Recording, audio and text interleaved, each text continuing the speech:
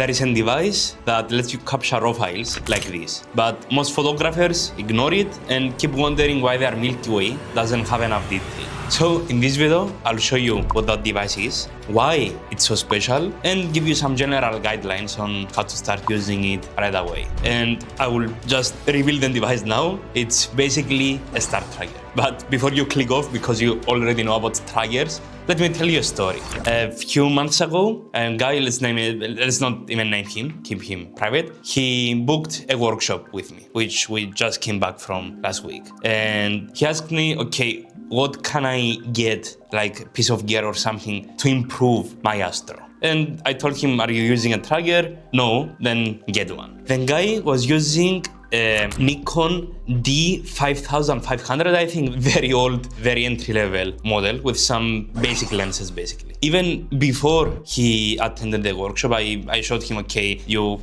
have to do this with the tracker. He got the MSM Nomad. I have a few of those, so I know how to use it. I told him exactly how to use it. And I will see if I find the message. I probably won't because it's high up in the chat, but he said basically, wow, that's a game changer, even before he attended the workshop. So with just an entry-level camera, basic lenses, the camera wouldn't even work some of the nights. He basically had twice the shooting time plus interval for the camera to save the shots. That's how old it is. But he managed to capture images like this because of the star tracker. If you were thinking, yeah, I know about the trackers, but I don't see the reason to get one, that's the reason. It's a game changer. And it doesn't come from me, it comes from a guy with an entry-level camera that was amazed on the shots he was able to capture by using a tracker. I will ask him if he's kind enough to send a before and after shot. I'll have this on screen now, just to demonstrate the power of a star tracker. So what does the tracker actually allows you to do? Why is it so powerful or special?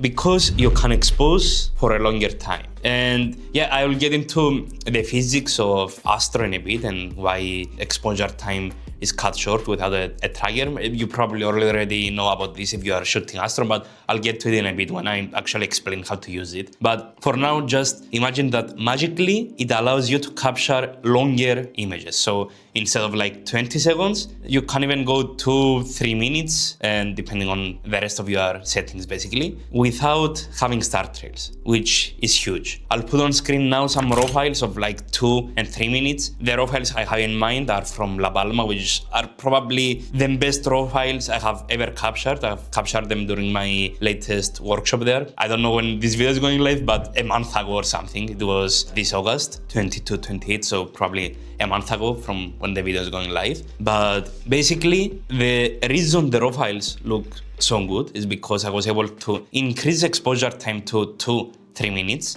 on the darkest, best skies I've ever been at. So yeah, that's basically another reason why the files are so good, but let's ignore that for now. I was able to expose for 2-3 minutes, close the aperture down from f1.4 to f2. That's a whole stop of light, but it lets me capture sharper nebulosity and stars and everything, and get rid of basically a lot of aberrations and a lot of blurry stuff in the image, softness, because the more close the aperture is, the sharper. And another workshop attendee had an f2.8 lens, and he used to shoot at f5.6 at like 3-4 minutes because he was tracking, yeah, and with that he will get the best stars and nebulosity possible. Imagine 2.8 f4, it's one stop, 5.6 is another whole stop of light. So he closed the aperture down 2 stops of light to get the best stars. Without a tracker, that's not possible. He will get a very dark image, underexposed. And the next benefit here with the tracker is that you can keep the ISO low. And yeah, I know ISO invariance, I have a whole video about that. I will put a card up there somewhere. But ISO invariance basically lets you use a lower ISO and still be able to increase the brightness, the exposure in Lightroom or whatever after, and get the same amount of noise and detail, but without overexposing the highlights basically. But yeah, I know most of you won't actually get that deep into ISO and stuff, or your cameras might not be completely invariant, and like mine is from 400 to the end of the range, which is 200,000 or something. So yeah, if I shoot at 400, 800, 4,000, the noise is the same. But some of you, especially with older cameras or Canon cameras, I think Canon invariance goes a bit differently, it's like steps. So maybe you want to keep a lower ISO for some reason and you are not able to because there is higher noise and whatever, or keep a lower ISO but you have to increase it and then get a higher noise, whatever the invariance is. I won't get into much detail here, but if you want to keep a lower ISO, this allows you to do so without underexposing the whole image. So yeah, that's another game changer if you want to put it that way. And something I want to briefly touch on, I will probably do a video about that in like 2 or 3 weeks because it's an important topic. But when you are shooting the sky, if you increase the shutter speed, so you go from 1 minute to 2, you get more signal, right? Your sensor is exposed to the Milky Way, to the stars for more time, so you get more signal. If you open the aperture, again, you get more signal because more light reaches the sensor. But when you increase the ISO, the signal you get is the same. So if you are shooting at let's use the extremes here. If you are shooting at 5 seconds exposure at f8 and just use the max ISO, not only the noise in the image will make it unusable, but the signal you got won't be able to give you that much detail when you edit. So yeah, it's that signal to noise ratio or whatever, if you want to put it that way. The signal you get is too low. So you want to expose for longer or use a more open or wide aperture, but the aperture will bring other problems like vignetting, coma, stigmatism. I shoot at f2, for example,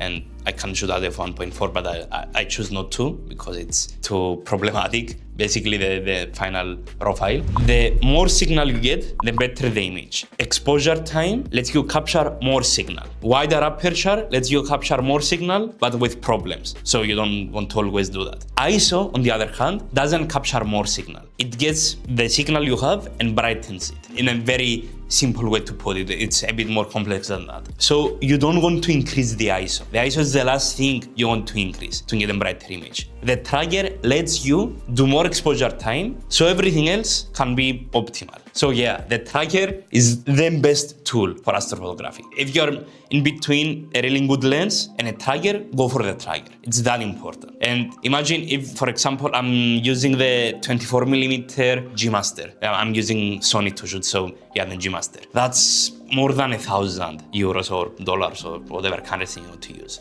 If I knew better, I would have gotten, okay, now I would have had the lens now anyway because I'm full-time on this. I'm basically a professional in astrophotography, if you want to put it that way. It's my job. So yeah, I have the best gear. But back then when I started, I could have easily just used a tracker. I have it's that lens back there. It's a 24-70 Sigma and it's f2.8. So I could have easily used that at f3.5, f4 with a star tracker and save basically, if the tracker will be 300 and the lens will be 1,300, saved $1,000 or euros or whatever. So yeah, if you're in between a very good lens and a tracker, maybe it's a better idea to go for the tracker and get a sharper, better sky with less money basically, and anyway give you more possibilities for the future basically. If you have a tracker and you know that a focal length you want doesn't have any good choices for lenses in the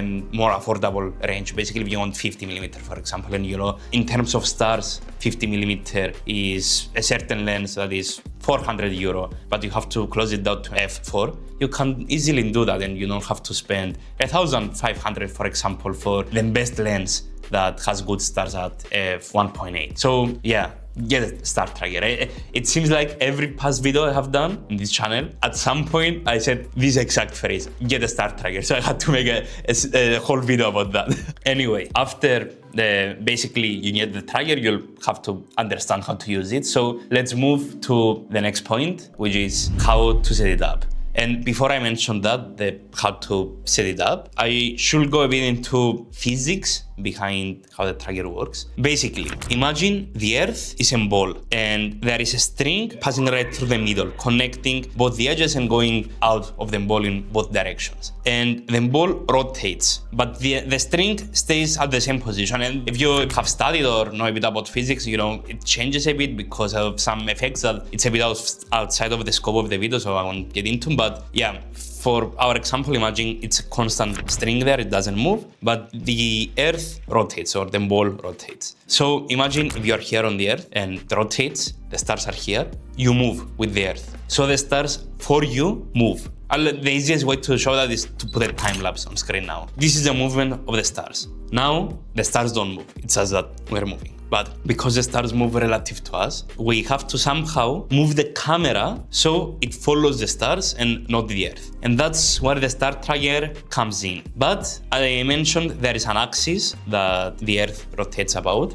You have to align the tracker with that axis. So when it's aligned, it 100% counters the rotation of the Earth. So now you get the constant stars. But how do you do that? Basically, you need to align the tracker with the axis, which in the northern hemisphere is the star Polaris. Basically, if you put the star Polaris on your polar scope, you can Google the polar clock or download an app and see exactly where it should be on the polar scope. Or many of you will probably get the Should Move Nomad as the first tracker or something similar that you can align with a laser. I think you can do it with every tracker. It's just some of them, like Skywatcher ones or Ioptron, you have to shine it through the polar scope. Should Move allows you to actually screw it on the tracker, on the body of the tracker, and use a laser. And basically, if you're allowed to use a laser where you live, you can use that to just point it at Polaris and get a rough alignment that for wide angle, it's good enough. Yeah, if you are doing like a big mosaic, like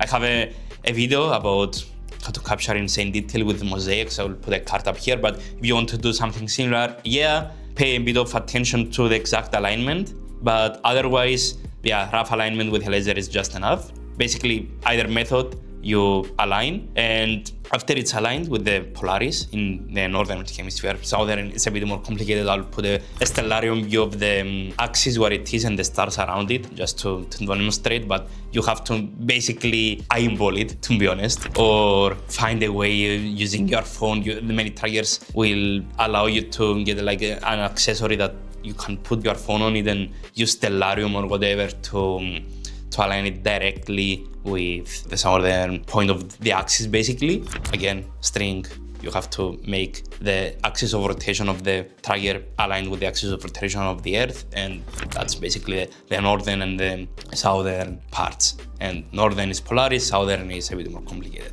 But yeah, you basically align it and you just turn it on. It rotates and it lets you track the sky. Now, if you are used to moving the tripod a bit to find the best composition and everything, even like last minute before you take the shot, when you are using a tracker, you obviously can't do that. You'll break the alignment, you'll have to align again, you lose time. So yeah, above the tracker, you must have like a ball head, or I have some different like two-way heads, as I call them, that let you go up and down, left and right. You can use that, or any way to attach the camera on top of the tracker but still be able to move it, and just move that part after you polar aligned. So you don't move the tripod, you don't move the tracker. Like if you are used to just taking the tripod and releasing the ball head and moving it, you have to be careful now, because you have to add another ball head on top and just do that, because otherwise you break the alignment. Keep that in mind. And because while you are shooting, after you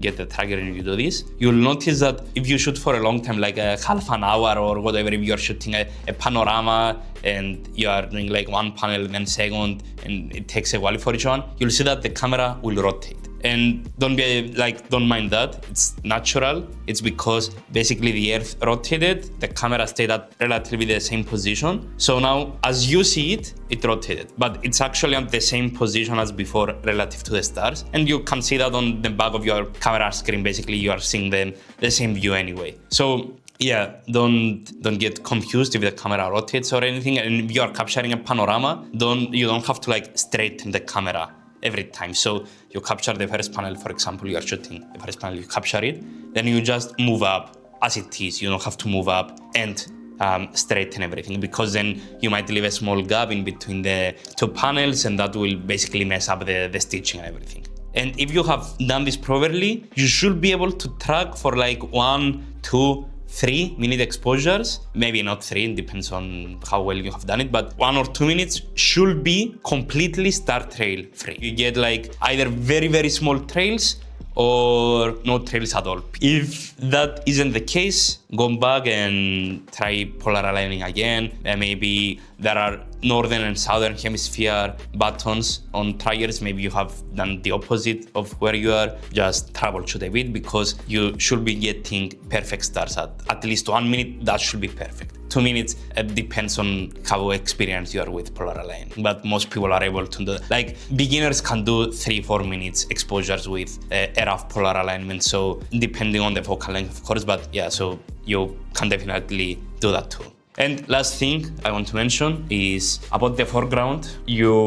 Because I have done it a bunch of times, people I shoot with have done it a bunch of times. When you are in a rush especially, remember to turn off the trigger to capture the foreground. Because you might go back home, load all the images on the computer and just notice, the foreground was tracked, so it's blurry and I can't do anything about it. So yeah, remember to turn it off and then capture the foreground. And to capture it, just basically turn it down, camera, and capture the foreground you want. But yeah, foregrounds are a bit more tricky because you actually have to think about it a bit and create, I call it the connection effect between the foreground and the sky. It's a bit of a more complex topic, so I won't cover it in this video, but I have a whole video about that. Watch that next to see how to create the connection between the foreground and the sky.